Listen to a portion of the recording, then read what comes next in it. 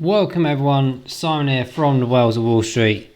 We have got the video here of a UBX update, that is the Ubix network. So those that have not done so already, go check our intro video at the end of this one to Ubix. I'm really excited about this one. There is a few more other projects like this around the DAG kind of blockchain arena. Now, we do have a DAG video coming hopefully in the next few days. I'm just finishing off a couple of things for it, but I'm looping in a few projects that are around the DAG system, so directed acrylic graph. For a bit more of an explanation, like I said, go and check out the intro video. I'm not going to do a massive detailed introduction here at all. But yeah, a couple of updates from Ubix for those that are aware, or once you've understood the introduction, you might know what we're talking about a bit more, but it's always worth either way going through some of these things to encourage your minds to think about it a bit more. So the Ubix exchange, right, the Ubix exchange has been added. Do you know what, I think there's so many exchanges are clearly using the same back-end systems, I tell you. I don't know if I can actually, maybe if let's have a look, let's see if I can find out what's going on here. I don't think I can. Oh, there we go. Hopefully you can see this. If anyone ever wondered how to do this, if you just right click any web browser and press the inspect button, this brings all the coding aspects of the HTML coding of a website. But typically if you search in some particular areas, you can sometimes find out who's perhaps created the actual site itself. Chunk vendors, maybe, possibly. I have to look into that. Looks like it's some kind of JavaScript there, but anyway, you're not going into massive detail. By the way, as well, if you ever want to grab any images of stuff, it's always good to go in the sources, and you can actually break down or find things that you were perhaps looking for some of your own projects to build up information and stuff. But anyway, I digress. I was more interested in this, looking very similar to some other ones, but hey ho, Ubix Exchange is live. Of course, a lot of blockchains and wallets and projects are doing this kind of thing right now, trying to enhance and scale up their offering in their service. Now, I've always been on the belief, like the way that things are going with blockchain and technology of crypto and things, that majority of these kind of projects will probably replace our banks eventually, because at the end of the day, it's kind of like, what do you use your bank for? Well, usually for savings, which of course now you've got that ability with most exchanges, and staking as well, where you actually get rewarded back. Perhaps getting mortgages, well, you've got tokenization of that coming very soon as well, and NFTs and blockchain smart contracts aspects, KYC, etc. So yeah, I'm kind of like running out of ideas as to why I still need a bank. The only reason I've got it at the moment is because my current employment pays me into that, right? So until the day comes where they turn around and say, have you got a QR code, Simon? Yeah, we'll pay you through that, cheers, brilliant, or onto my crypto.com card account or something, that's still there. But a lot of companies are even accepting or indeed providing crypto salaries. But my point about this is, Ubix in general is a phenomenal blockchain and platform, but to see it adding extra things like the exchange is really interesting. And also just from the development as well, further on from Ubix exchange, mentioning here about more trading partners or pairing, they're wanting to clearly push the marketing, the PR more as well. So when you're looking at a project in crypto, there's a few things you want to be looking at, right? So one is the actual fundamental aspect of it. I personally don't invest in meme coins and stuff like that. That's just not what I'm about. Fair play to all you guys out that make money on that, but I just don't have any sort of trust in any of those, and I just don't see the real reason behind them other than just throwing money about, but whatever. So these kind of projects, especially this kind of one in the sort of DAG mechanism, right? So DAG is very much in very early development stages, in my opinion. In a few years time, it will probably be the kind of evolution, if you like, of certain blockchain mechanisms. And I know there's loads of other projects out there, like we do cover like Multivac and stuff like that. They're talking about perhaps different realities of blockchain as well. And I think at the end of the day, it doesn't really matter, because I think they're all going to be utilized in their own way. Of course, as time goes by, technology improves, right? It's with anything, whether it's computers or phones, whatever it is, trains, transportation in general, things are always there to be built upon and improved. Blockchain will never go away, but certainly the technologies and the applications and how they're used and how they can be improved will definitely be part of this ongoing, of course, for sure. So Ubix, as I said, go and check out our intro video, but there's so much going for it, in my opinion. I think like it's one of those ones where, would you call it high risk? I guess like in some cases you could. I mean, we'll go into the chart in a second about its current price point, because it's one of those price points where you could literally accumulate hundreds of thousands of them quite easily with minimal sort of capital. And I've kind of like done it for two reasons myself, but we'll go into that in a second. So that was one of the key topics. We've seen the exchange, and then of course we've got the silent notary. Okay, so they've been pushing a few PR aspects and videos around this. So those that don't know silent notary, we do cover that in the intro video as well. But in a nutshell, it's very much being able to record an event in real time. So whether it's whether it's a car crash, or perhaps the aftermath of one, or an email, or the purchasing or selling of property and stuff like that. Literally any event you can possibly think of, or a voice call and something like that. In fact, let's go to the website. It's got a few case studies here. Ignore this 90s looking horrific advert thing here. I have no idea what that is. I'm not going to press play. It'll probably disturb me or something. But that's like one of them 999 call things when you're a kid and you like, Mom, Dad, help, I don't like this advert.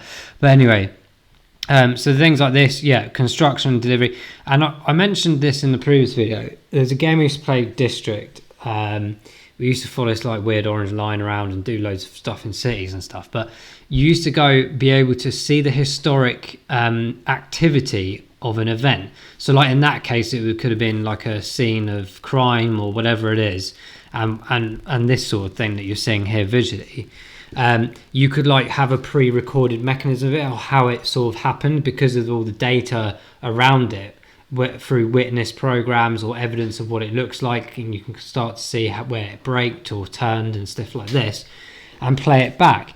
But equally have it as an incremental aspect of evidence being there permanently for access in the future, whether that be via AI or VR, AR, whatever it is, but predominantly an element of legality in terms of court of law, of what they call light stamp technology. So it's patenting as well.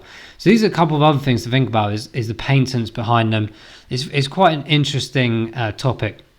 As I said, even things like copywriting and whatnot. So there's loads of different applications behind the silent notary aspect. So this is built on the Ubix platform, but they're kind of like interlaced because it's made by them, right? So the UBSN token, which I think is available on Bitrue and perhaps FTX off the top. Actually, that was stupid. Why don't I just check myself right now?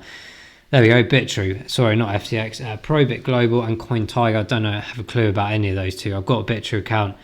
It's not one I actually purchased yet. I'll definitely probably grab quite a bit of it.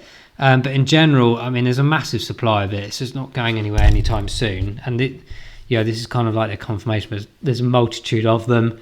And of course, there's the tokenomics aspect of silent notary, how it's used and everything like that, and the governance of the platform. So, there's loads behind that. And I think it's just a really interesting concept. And they have provided the app now for a while, which you can download on Android, but I haven't seen the iOS version yet, which is a bit annoying, because on their website it does state here about mobile app for iOS. It might be that that's US related, because if I hover over it at the bottom left, I get US app, so it might be that it's not applicable or viewable here in the UK. Otherwise people would download it and not be able to use it and then give bad reviews, right? So there's a few things going on. I just thought I'd bring those to your attention. But in the next Ubix video, in fact, not necessarily the next update video, but we will be doing a video on how to stake. There's a multitude of different staking options for the Ubix token. So we'll go through a couple of those in one of the next videos on this particular project. But let's go into the chart, because then I can maybe discuss a bit more about the aspect of my thoughts behind accumulating and what I think of it right now. So of course, Do smash that like button if you're finding our videos interesting, and subscribe if you have not done so already. Of course, that's very important. We're smashing through subscribers, guys. Thank you for the support. We might even get to 5,000 by the end of this month. That'd be crazy. So current price point of Ubix, guys, is 0.001. Okay, so in my opinion, this is one of those, like, I wouldn't call it high risk in the sense that I believe in the project, right? But when it's this early and the price is like this, you're kind of like managing your expectation in a sense. You're probably a couple of years off or so from this, like, being real into fruition. I mean, it's had good launches on a couple of exchanges. Like here, we got a Q coin, for example, and it shot up here to 0.007. Now, you could argue that in this upcoming bull run, that is a target for us to potentially get to. Whether that's realistic or not, I'm not sure, because that was a launch there and that's kind of expected, right? But certainly maybe around these levels of 0.002. But as it stands, we're what, 1/10 of a cent price point wise. Haven't got any other indicators other than that, but you can see we're on a bit of a slope right now with the performance of UBX. Now, it's very minimal difference, to be honest, if you're purchasing it down here or up here. Of course, quantitative numbers will be quite different, but in terms of your capital going in, it's not a big difference. So for me, the risk, I wouldn't say is at high risk at all. You could argue that it's early in development and anything could go wrong with it. Absolutely, which is why you manage your expectation and think, I don't want to put too much money into this, like I did. I mean, I didn't put a massive amount, and what I've done is essentially accumulated big bags of them, and it looks very impressive in your portfolio when actually it's worth next to nothing, really, in the grand scheme of things. But I've done it for the future, right? So for me, yes, you can go about doing like daily trades and this, that, and the other if you want to go down that route and play those kind of games, because there's of course a lot of opportunity to do that if you're looking at percentage gain wise. I mean, just for example, here we'll take this as an example. So from here in the 9th of October at 0.0004 all the way up to the most recent time, that's a good 300% take up in less than a month. So actually, whatever money you're putting in, that's a big gain. That's a big gain, actually. So like I said, there's an argument to say that you could play that game for a bit and accumulate that way, if that's your thing to do. Again, it's not financial advice, it's just like thoughts and opinions around the whole scenario of this token right now. But like I said, for me, it's about the future.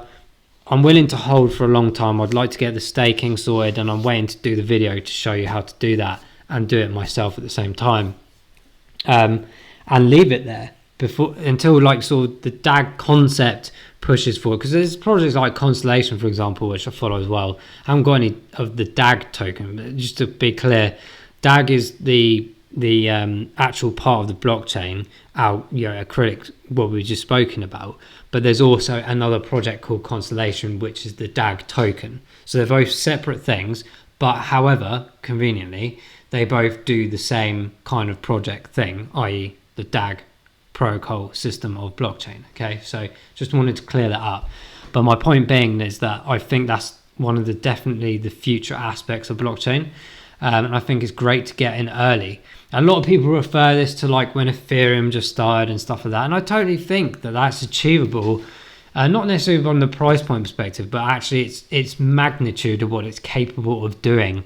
And when you're looking into like 5-10 years time, these are the kind of projects that will be taking blockchain forwards and allowing things like IoT and AI to really enhance itself on this system because of the way DAG approaches itself versus the existing current blockchain systems and how it works in terms of algorithm and processing, systematic approach. So loads of things to think about, and that's why I'm investing in it now, because I believe in the project and the future, and I believe in the system of DAG as well. Okay, so that's why my thoughts are behind it. I'm accumulating big bags of it.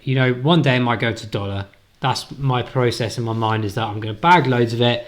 One day it may go to dollar, and I've put hardly anything in it really and obtain a serious amount of them. Okay, like we said, the supply chains and stuff like that are very important to consider as well. I don't think I have that information exactly on here, but you see the volumes here. I think that's a 10-day volume, 3.1 million.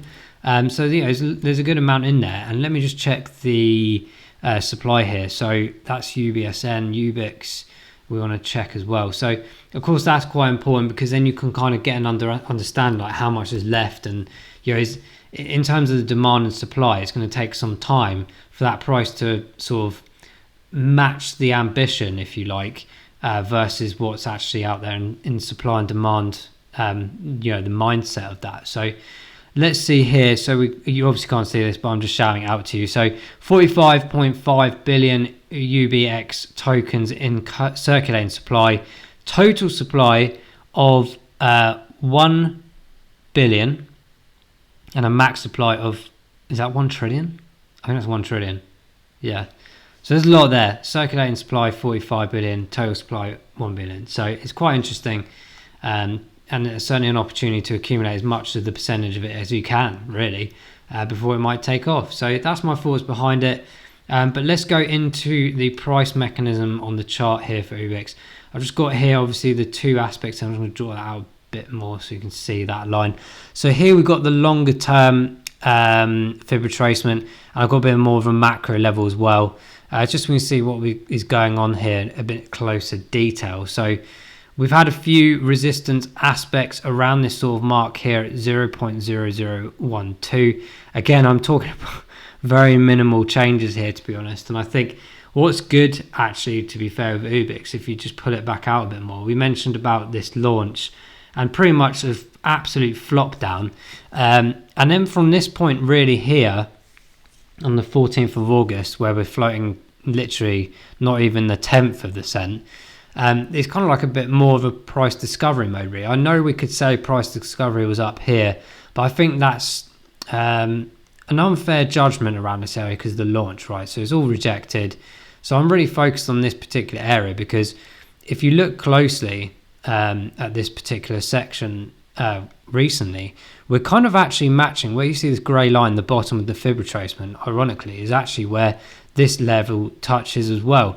So what's happening here is we've had this big retracement, and ironically as well here around the 26th of May and 31st of May, we're matching this point here. Okay, so we're in a bit of an interesting situation right now, in the sense that it's come down and interestingly rejected, and it's actually been moving itself quite slowly but surely in an upward pattern. And what I mean by that, if we take this to this, where we are currently, I'm not saying it will definitely finish it, but you can clearly see it's in a very slow, albeit upward trend. So I can imagine it's going to be bouncing about here, because I do anticipate potentially that it might drop lower, because you have this big gap with this one here on the 19th of October. We've got some confirmations, if you want to call it that, to determine before we can start pulling this back.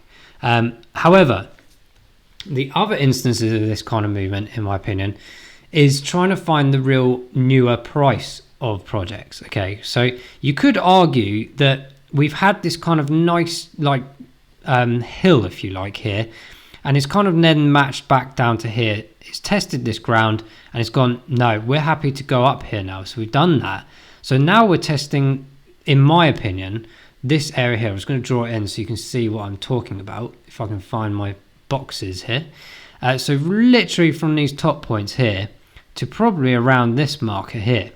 Okay, so this is again another little U shape in sort of opposite sort of thought process around this part. So you've got a bit of a hump here and then a bit of a dip, right? So this area that I've just drawn in in my opinion, is of great interest, because if we can keep above that, we may start pulling this back up, and we might see some really good gains on Ubix in the coming months, which I think we will do organically anyway. If we, however, drop down below this, then I do anticipate that we might start testing this kind of longer fib retracement line. I don't even know what that is a 10th or 9th or whatever, but 0.0009 and 0.0007. My goodness, this is long. So yeah, that just kind of reiterates my point about this big gap here, if you like. But like I said, the positive aspects of Ubix right now is floating above this area. Hopefully it continues to do so. And I'm just going to realign this bit here to a bit more of an appropriate recent level, just so we can get that touch point here to show you where we currently are in this particular series. So we've had the resistance down to this, where this red line now is, where I've just moved it to. and this top level resistance around here. So we're very much testing this area here. Okay, we're bouncing around, as I mentioned, these previous lines here, and also recently as well, the drop down part here. So you can see what's going on. It's not until you sort of put it out and actually really assess like the levels that we're looking at, you kind of get more of an understanding of what we're trying to achieve here, or what Ubix, the price in the chart, is trying to achieve. Hopefully you guys are with me and understand this a bit more as I'm talking about it, but I'm just being reflective on what I'm seeing, and hopefully you're observing that with me as well.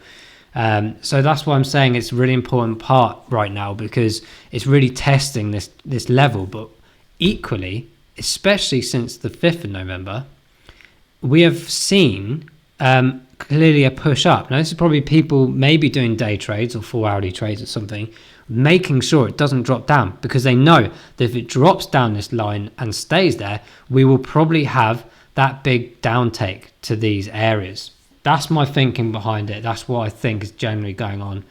And it'd be interesting to see, actually, maybe in the next video we'll do like an hourly one or a 4-hourly one to see what kind of volumes are going in, and we can actually see very visibly during the day what kind of movements are happening, and maybe justify exactly what's going on there. Last few points, guys, before I wrap this video up. On the RSI, we're still in a bearish momentum, which is why I'm telling you now about this really interesting part that we've just spoken about, because it really is testing the ground now. The gap has been quite consistent, but what's also interesting is this overselling aspect is starting to cool off. So I'm not saying it would definitely tail off and go into green immediately, but certainly this kind of move will be maybe repeated that we saw in mid-September to late September, before we do start indeed seeing that MACD switching over. Arguably could even happen by the end of November, who knows. But the RSI is floating around 48. It's already been there for quite some time. So I think in general it could come down a tad lower, just a bit lower, testing these regions again and maybe staying there before bouncing back up. But I think the RSI is quite respectable in the sense that you're reducing the risk if you are entering now, as it were, and seeing more of an opportunity to hit the higher aspects. Not massively. I would like to be confident more so if that was down maybe at the 42 mark or just under the 38. But that is where it is, and it's showing again my point that people out there, investors or whatever, are clearly trying to keep this afloat. So really interesting stuff. It's a future project for me, as I said. I'm really excited about its development, and we will continue to do videos like this. Hopefully you enjoy them. It's not for everyone, but this is purely for the Ubix fans out there. I hope you enjoy it, and hopefully new people will come on board and see what this is about. Go check out the intro video. We'll drop in a second. Guys, thank you so much for watching, and we'll see you in the next Ubix update video. Bye-bye.